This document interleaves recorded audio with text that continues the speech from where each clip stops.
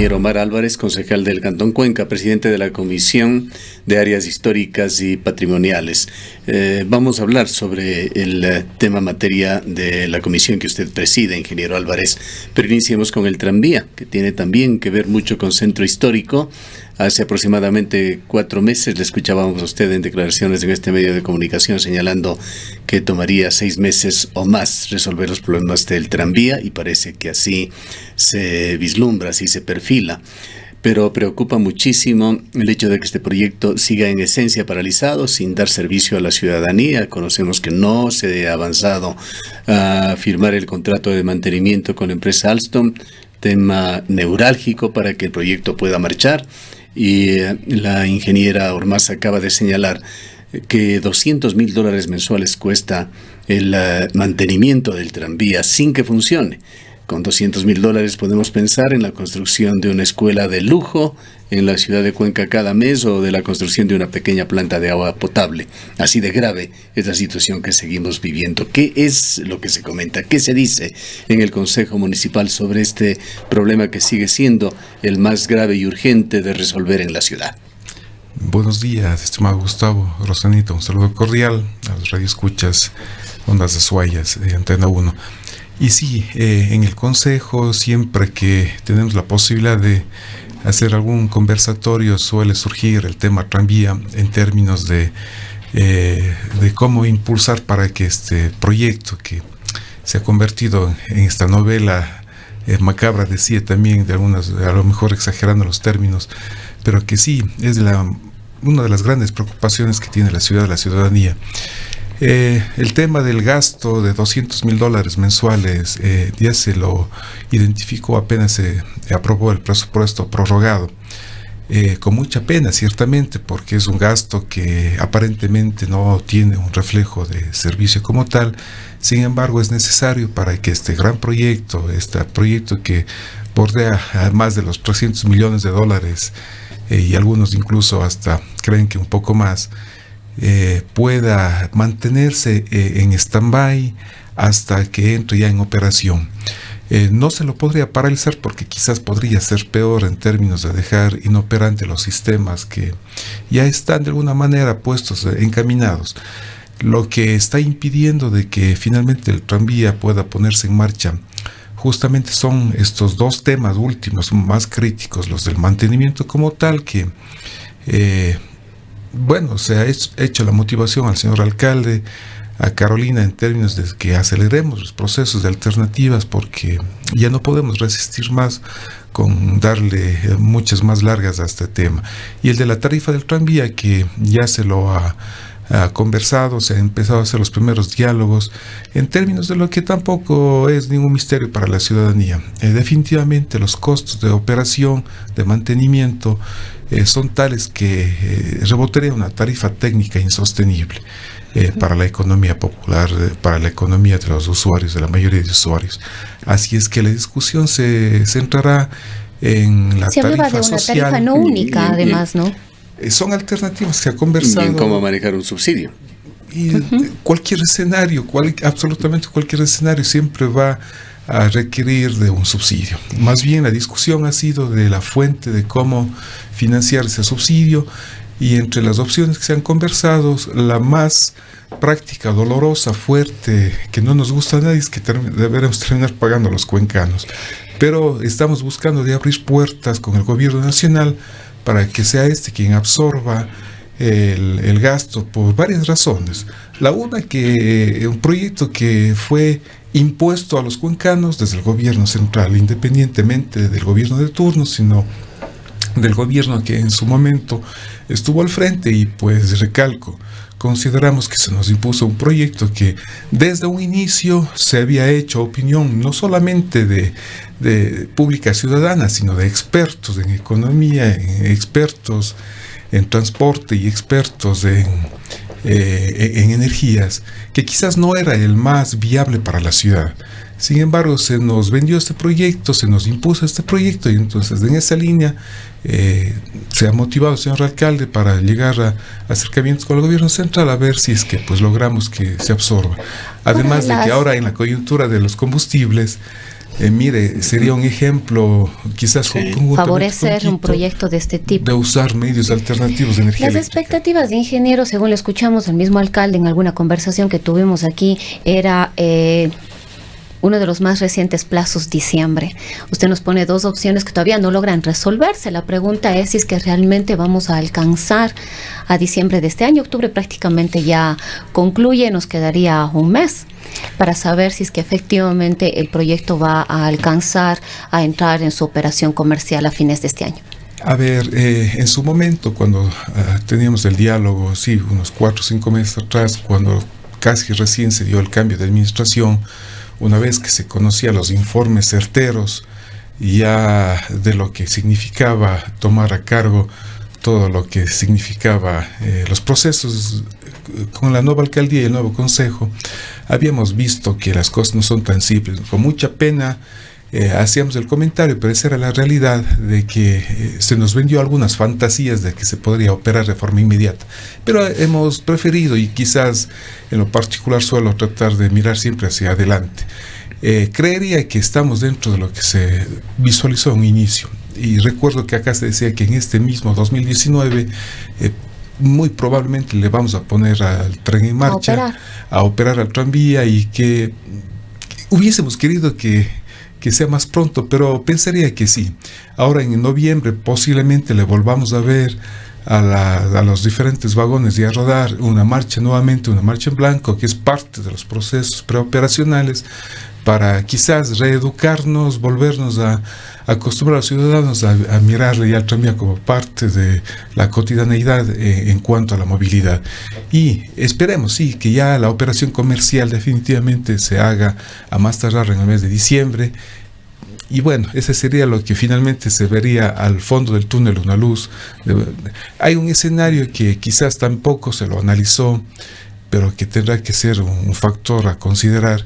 Este escenario que se está discutiendo a nivel nacional respecto al subsidio de los combustibles, en términos de que esto producirá un impacto global en los costos de la transportación pública. Mire usted que producto de los decretos del gobierno central, la Agencia Nacional de Tránsito, de una manera que consideramos inconstitucional, se abrogó la función sobre las competencias que tiene el GAT cantonal a fijar una tarifa que... Una elevación del más del 30%. Sí, una tarifa antitécnica, absolutamente antitécnica, que la hemos rechazado y que la hemos denunciado a la ciudadanía, que inclusive con la Cámara de Transporte nos da mucha pena, pero en la Cámara de Transporte, pues, a suerte del mejor postor, asumieron, entre comillas, por esta disposición de la ANT, una tarifa de la cual yo diría que vieron la oportunidad y la tomaron muy rápidamente, sin mayor reflexión. Y esto lo hemos hecho el reclamo por la falta de comprensión ciudadana y por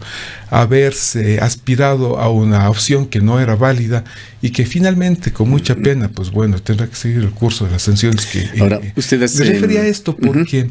Muy posiblemente ese escenario va a ser también indirectamente uno de los factores para efectos de la tarifa del tranvía, y la posibilidad de integrar finalmente el sistema de buses urbanos con la red tranviaria, ojalá en lo que podría ser un inicio de una movilidad ya más global en la ciudad de Cuenca. Usted hace muy bien, ingeniero Álvarez, al poner el tranvía también en la situación coyuntural que está viviendo el país, al poner allí también el tema de el posible subsidio que se tiene que gestionar con el gobierno nacional, que ya se ha insinuado, y más que insinuado se lo ha planteado, incluso directamente al ministro de Economía, a la presidenta de la República.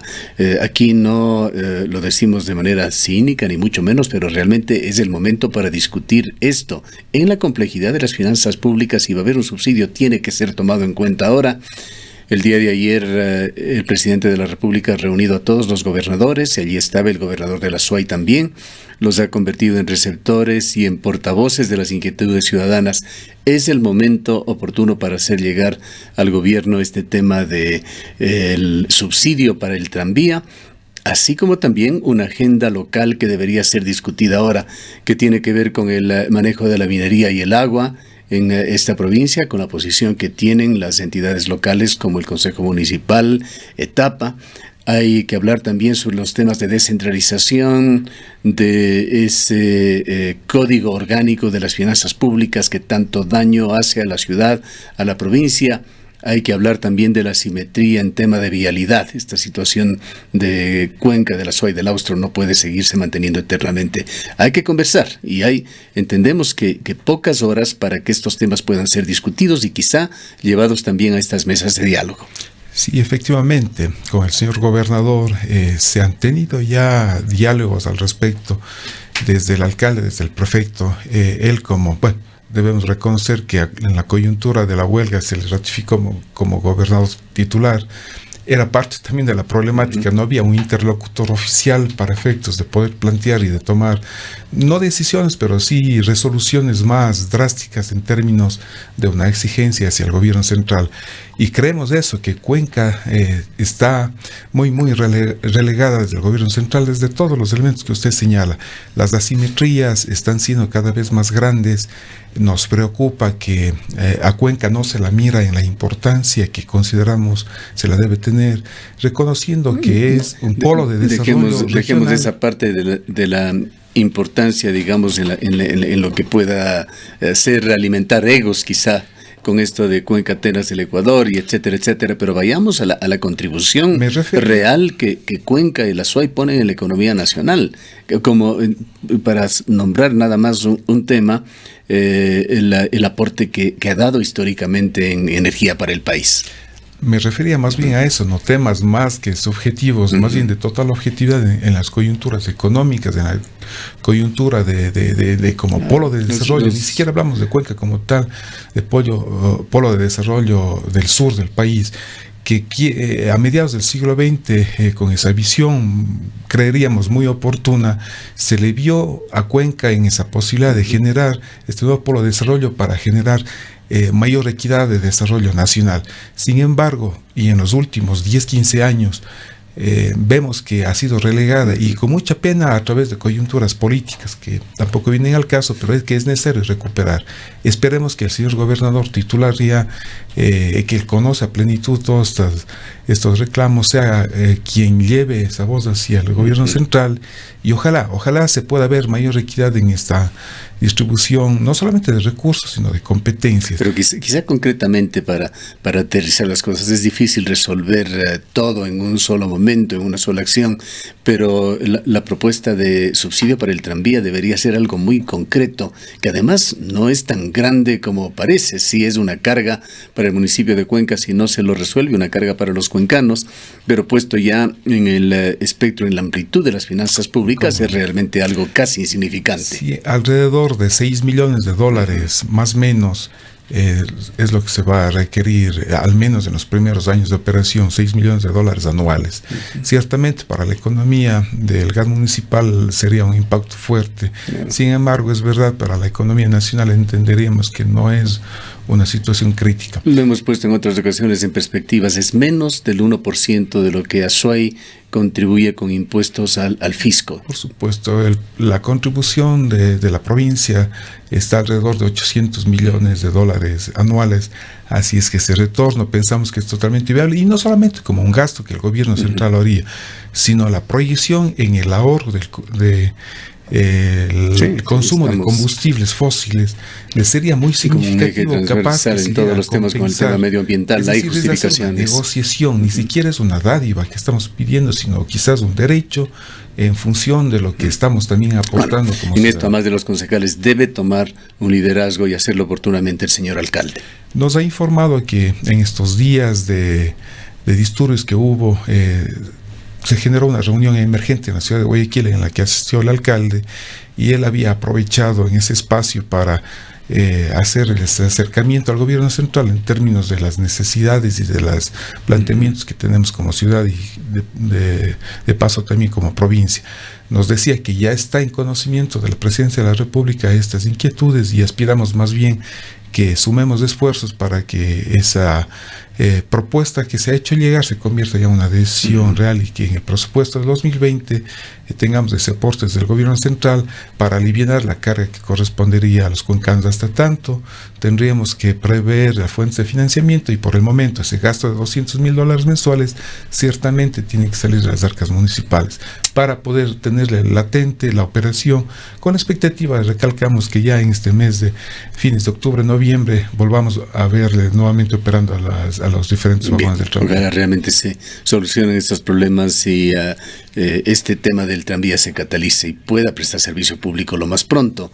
Vayamos, ingeniero Álvarez, a la Comisión de Áreas Históricas y Patrimoniales, que entendemos por fin se ha conformado y se ha reunido. Sí, y se hizo las consultas respectivas a la Procuraduría Municipal y dada la realidad en la que ya es de dominio público, alrededor de un año atrás que esta comisión no se ha podido constituir por múltiples razones, la complejidad con la que está dispuesta en la ordenanza municipal para conformar la Comisión de Áreas Históricas y Patrimoniales es tal que requiere el concurso de varios actores sociales, de la academia, desde la Defensoría del Pueblo, desde los CATs parroquiales. Sin embargo, hasta solventar a plenitud todo esto que determina la ordenanza municipal, desde Procuraduría nos dieron una alternativa de que constituyamos la comisión con los miembros mínimos que se requiere para que ésta funcione. Son 7 miembros, de los cuales 4 están plenamente ya identificados y predispuestos a conformar, y así se lo hizo la semana anterior. Pudimos hacerlo prácticamente a un año de lo que hubo la última sesión de la Comisión de Áreas Históricas y Patrimoniales, pues pudo por fin podérsela constituir, reconociendo por un lado el trabajo fuerte, grande que va a existir para evacuar todos los procesos represados y también para, pues en esa coyuntura, poder proyectar lo que se requiere en la ciudad ahora que nos estamos aprestando a la celebración de los 20 años de la Cuenca Patrimonio Cultural de la Humanidad.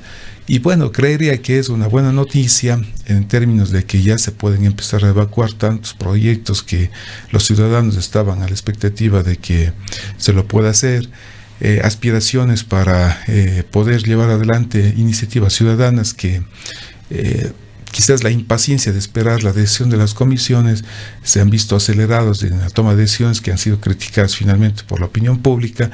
Tal es el caso de un proyecto muy interesante de convertir a nuestra catedral en uno de los espacios, en un centro cultural, en la misma línea de lo que existe en algunos de estos monumentos, por decirlo de alguna manera, arquitectónicos, religiosos, pero con muchísimo peso histórico, cultural.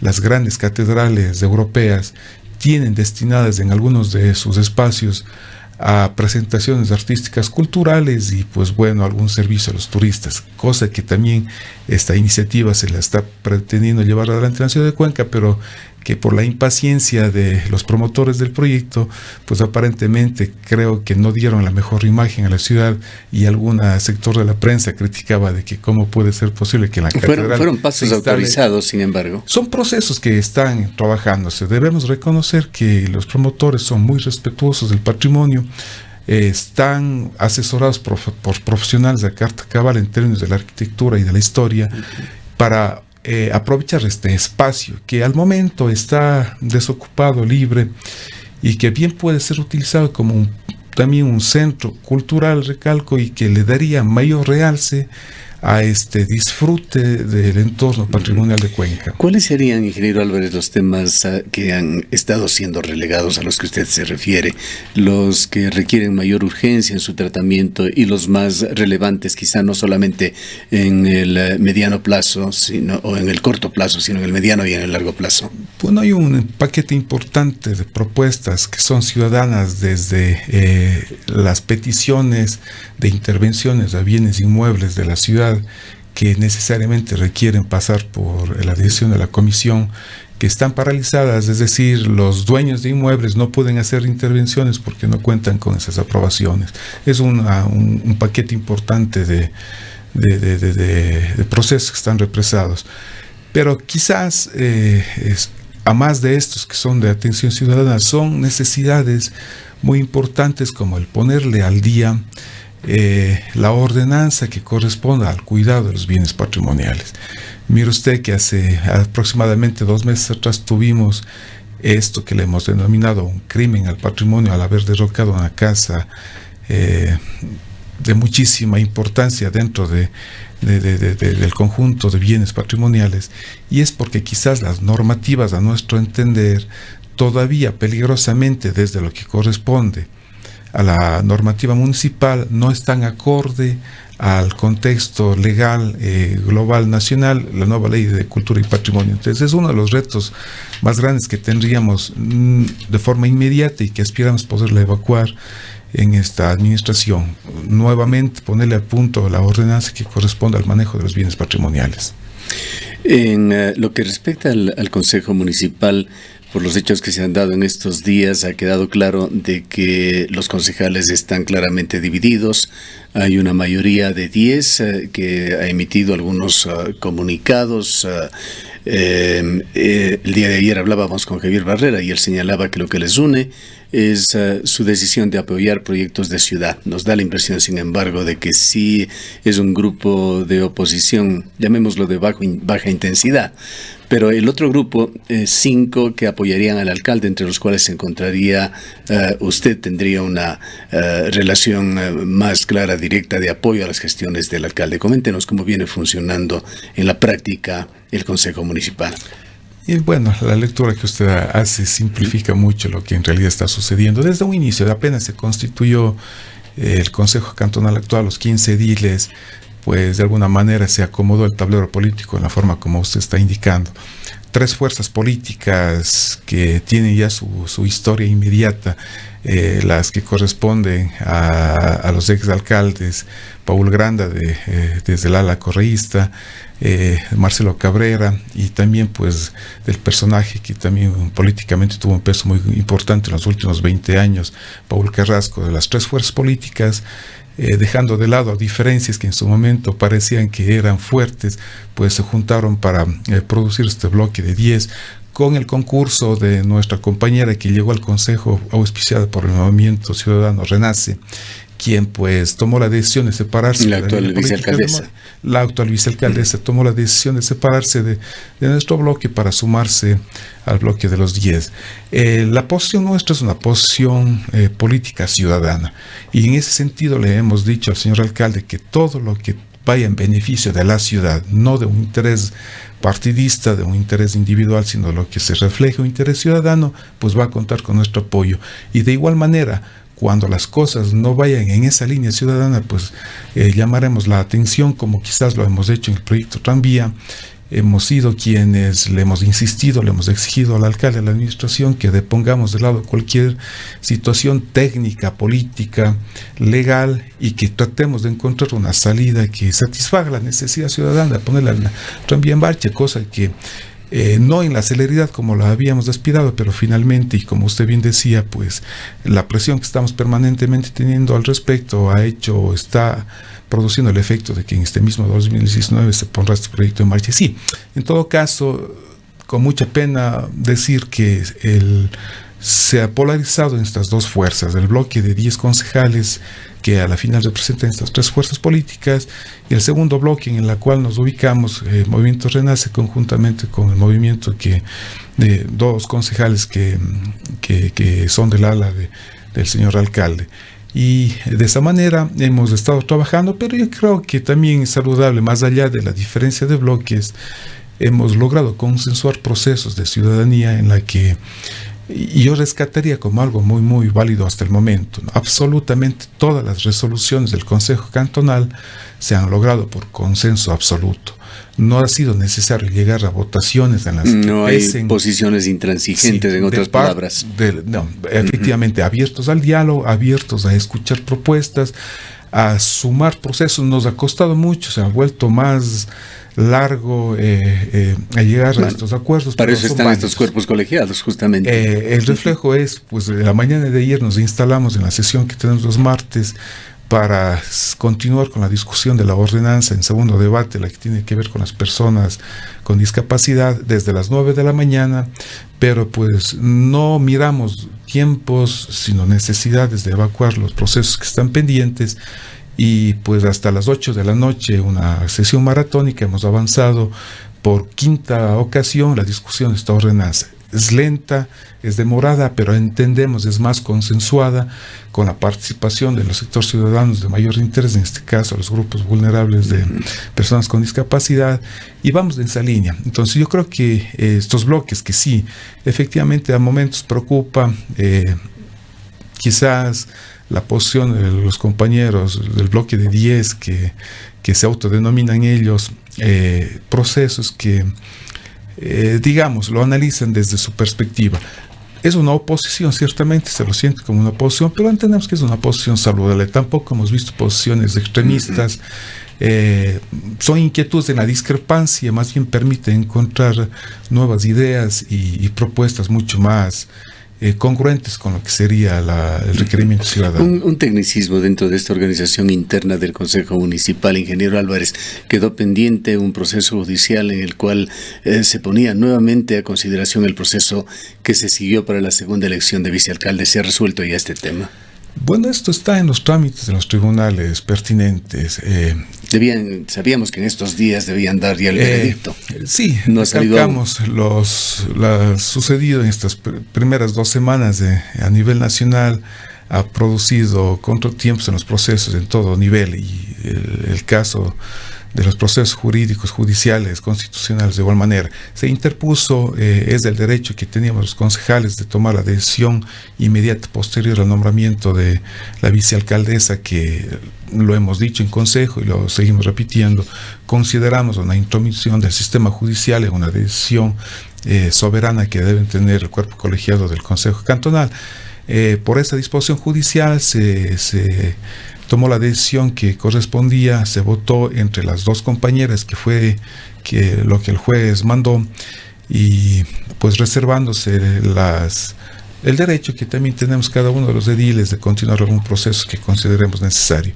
En este caso, el vicealcalde anterior, Pablo Urbano, conjuntamente con Diego Morales, concejal de las filas de Renace, consideraron que se debía interponer el recurso de amparo y amparo constitucional, y en esta línea se ha seguido este proceso.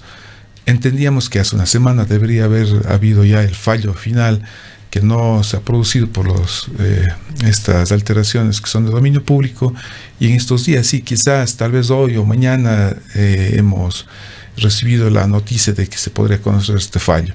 Esperemos que sea ya una que termine con la final, incertidumbre por lo menos. Y se lo hacía en términos de la democracia, y esto creo que vale la pena la ciudadanía que pues por favor nos escuchara. No se trata de una lucha de género, de hombres, mujeres, sino más bien de un respeto al cuerpo colegiado que constitucionalmente y legalmente se estableció, y que no puede un ente externo, a cuenta de pues cualquier artilugio jurídico, pretender influir en la decisión que soberanamente debe tomar el Consejo Cantonal. Más allá de las personas, son procesos en aras de esta vivencia democrática que está constituido dentro de la propia Constitución, valga la redundancia. Un tema final, ingeniero Álvarez. Hemos escuchado sobre estos temas que se han hecho públicos a miembros de esta mayoría de los 10 concejales, que dicen los 5, o que dice usted, si es que es una posición personal, sobre el proyecto de inversión en comunicación que intentó llevar adelante el alcalde, y entiendo se dio pie atrás, y sobre el viaje de funcionarios de etapa a la China.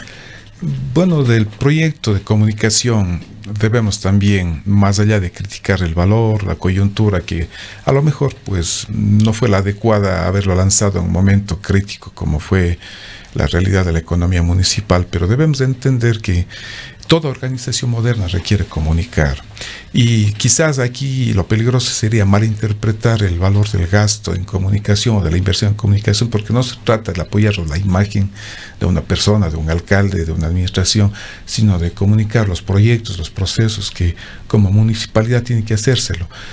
Ustedes que son los expertos en las áreas de comunicación conocen que tiene que haber procesos. En toda empresa la parte comunicativa es clave para el adecuado desarrollo institucional. Es vital hoy en día. Bajo esa perspectiva se requiere, se necesita. Lo que quizás se podría criticar es el cómo se pretende llevar adelante.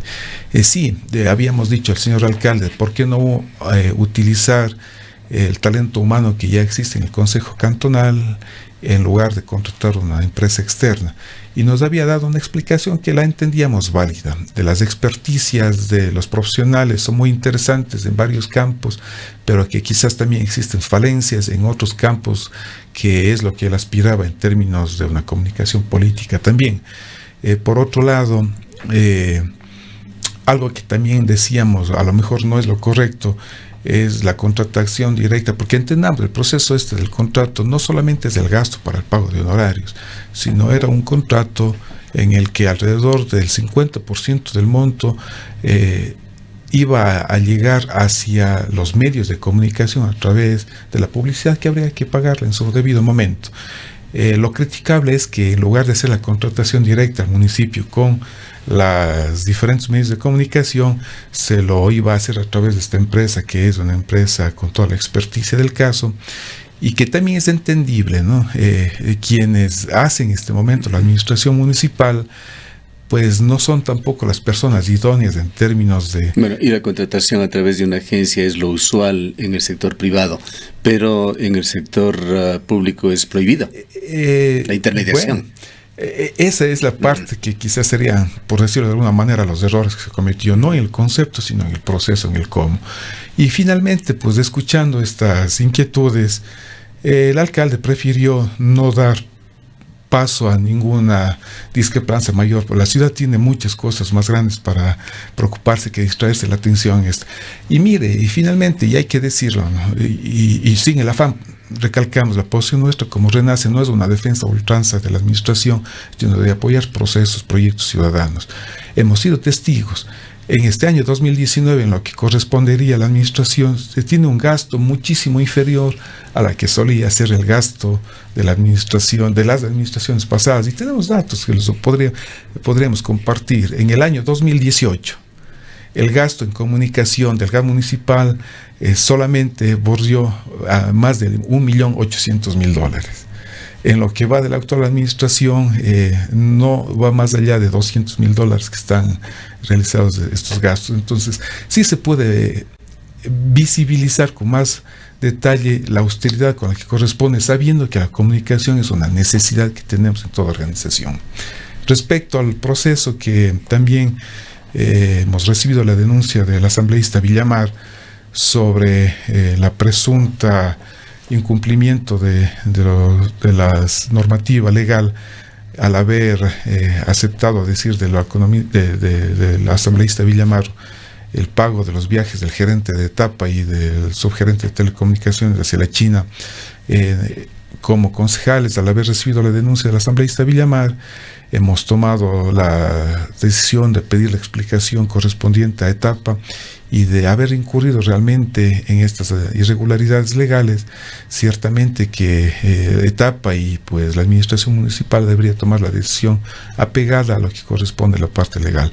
Si es que realmente se cumple esto que ha denunciado el asambleísta Villamar, deberíamos lamentar que haya sucedido. Esto sería un aprendizaje más para la administración, en términos de que entendamos la administración pública distinto a lo que es la administración privada. ¿Este caso no implica al alcalde? Pues público y notorio fue de que él también viajó a la China. Pero, a ver, técnicamente dentro de lo legal el alcalde no está vinculado a etapa. Entonces, es el presidente del directorio. Sí, pero no tiene digamos, una vinculación dentro del RU como tal. Son dos entes autónomos diferentes en términos de su figura jurídica, y el viaje es pagado.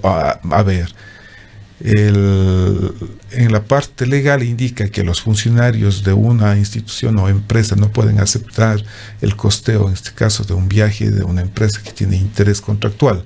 En este caso, el alcalde no se pertenece dentro.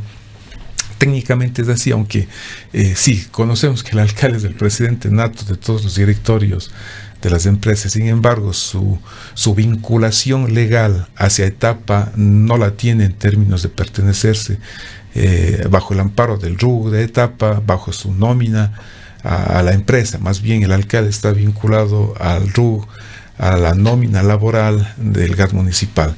Esa es la figura que hace la diferencia. Sí, pero más allá del tecnicismo legal, nos queda esa impresión, y el señor alcalde tendrá que reconocer, de haber sido ese el caso, que todavía no está comprobado, el error, y pues sabrá tomar las decisiones, los correctivos que correspondan. Sí, aquí cabe señalar, nosotros creemos y conocemos además al señor gerente de la empresa Etapa EP, al señor alcalde. Creo que no hay propósitos políticos, ni mucho menos para que ellos salgan de sus funciones. Se tratan posiblemente de errores de procedimiento, pagando un poco el piso de lo que es la complejidad de la función pública. Correcto. Más allá de que es el tecnicismo que está contemplado en la ley y que quizás no se la observó en su debido momento, pero la validez de lo que implica haber hecho el viaje es presentar, reconocer las alternativas que mundialmente, en este mundo globalizado, se están dando a nivel de las más grandes ciudades, de ponerla en el contexto de una ciudad digital, una ciudad moderna, una ciudad ya que avisora hacia el futuro.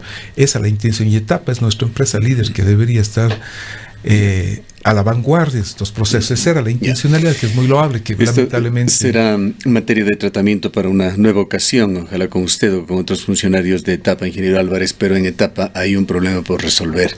Es una empresa demasiado grande, con pies de plomo, ha crecido demasiado. Si se contrasta con otras empresas de agua potable muy eficientes en el país, para poner un caso, la ciudad de Guayaquil, o las empresas telefónicas que funcionan en Ecuador, Etapa es realmente un monstruo burocrático y hay mucho que hacer por allí. Sí, esa es una gran verdad, y también con mucha pena decir que en estos últimos años la gran empresa Etapa, que lo fue en términos de solvencia económica, de los mejores índices financieros y sobre todo en la calidad de los servicios que ofertaba, que los cuencanos estábamos acostumbrados a recibir de Etapa, quizás en estos últimos años se ha ido cada vez de mal en peor, y es parte de este peso fuerte que tiene la administración del alcalde, y que se deberá buscar de resolver. El aparataje burocrático, el peso de nómina es demasiado fuerte, impactante para poder dinamizar los procesos de atención en las áreas técnicas. Es parte del compromiso que tenía el actual, o que tiene el actual gerente. Así es. Expectativas además mejorar, que se generaron en la campaña electoral por parte del propio alcalde. En esa línea estaba trabajando, de buscar recuperar la imagen de solvencia económica, de solvencia técnica y de calidad de servicios. Es preocupante, sí, escuchar a la mayoría de ciudadanos que en el negocio, que es el negocio no histórico de Etapa, en el negocio que se avisora a futuro, las telecomunicaciones, pues quizás estábamos perdiendo piso, estábamos perdiendo competitividad ante la presencia de otros ofertantes, especialmente del sector privado. Y pues ese es el compromiso que tenía Etapa, y esperemos que estos procesos que se lo ha señalado de irregularidades no entorpezcan esto que se empezó a dar, esta modernización de Etapa en términos de hacerla atractiva y de recuperar esa imagen que siempre la tuvo. Muchas gracias por su presencia. Si me permite un detalle último que estamos aprovechando en medios, entre las celebraciones que estamos ya a las puertas del 3 de noviembre, ¿no?, la apertura del año del Bicentenario y de la celebración de los 20 años de Cuenca Patrimonio Cultural, me permitiría hacer conocer a la ciudadanía que ha sido muy saludable una conjunción que se logró entre el Ministerio de Educación, Municipalidad de Cuenca y la Federación de Establecimientos Católicos, para sumar esfuerzos en presentar de lo que pueden hacer los chicos. Un saludo a la ciudad a través de un desfile estudiantil, pero un desfile estudiantil que resalte los valores patrimoniales de Cuenca, los elementos más icónicos que quizás tenemos en la ciudad, desde esa energía juvenil, desde ese ímpetu que los chicos tienen para hacer sus demostraciones de arte y cultura. El viernes 1 de noviembre, de aquí en pocos días más, tendremos este gran desfile estudiantil, en esta ocasión por otra de las grandes avenidas que tenemos en la ciudad de Cuenca, ya no en el centro histórico como era la costumbre en años pasados, sino ahora va a ser en la avenida Fray Vicente Solano, considerando que tenemos el puente vacacional desde el viernes, el propio viernes primero tendremos este gran desfile a partir de las 10 de la mañana. En este nuevo escenario, los chicos, 25 instituciones educativas, harán este saludo a la ciudad a través de resaltar los valores patrimoniales con música, danza, expresiones de oratoria, en donde ellos nos van a enseñar a los ciudadanos los valores o los elementos patrimoniales más icónicos. Hacemos esta invitación a la ciudadanía en sus agendas de celebración, den el espacio para en la mañana desde las 10 de este viernes primero, pues nos apostemos en los alrededores de la avenida Fray Vicente Solano para disfrutar de esta demostración de energía juvenil. Bien, queremos agradecerle por su presencia, ingeniero Álvarez. El ingeniero Omar Álvarez es concejal del Cantón Cuenca y presidente de la Comisión de Centro Histórico o de Áreas Históricas y Patrimoniales.